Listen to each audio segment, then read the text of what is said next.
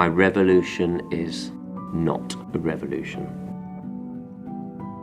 Depending on your location, personal change, ongoing, with myself, but shared with the world. Turn it upside down, shake it, squash it, and spit it all out. Turning my heart on its head. I'm really excited to have a group of people, like a support network for this work, and to talk about ideas, to talk about best practices, to talk about how we can further do outreach together and create art together, and hopefully, talk about how art can help end homelessness. The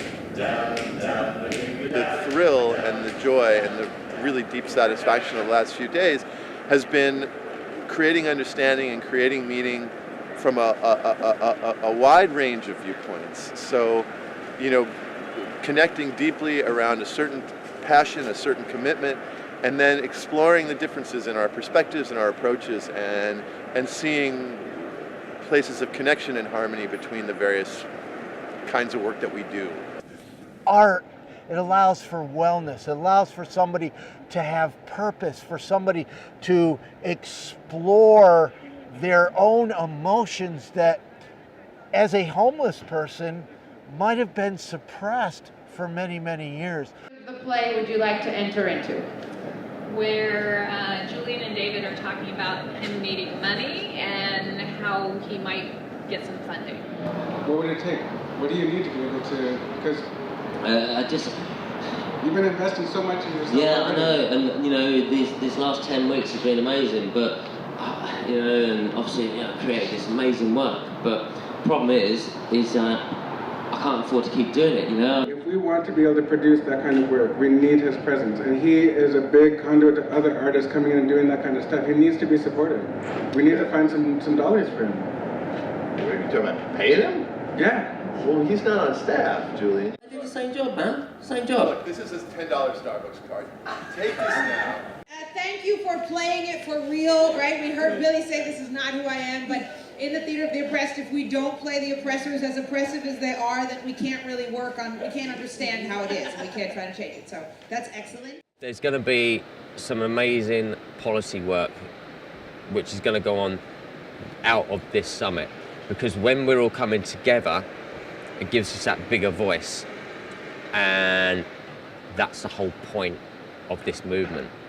It's to get that voice, it's to get us louder, to get us listened to. We can be very self-congratulatory, and many of us have invested years and decades in this work, and we think that we know a lot, and we do have an understanding, but the voices of people who are impacted need to remain at the center of this, and I feel that there's been some moments where that's been really powerful and made this gathering much richer. We need to really make sure that we're always challenging and questioning our power and our privilege, and thinking about oppression and how to move the conversation, how to use the arts to become a powerhouse of an anti-racist movement.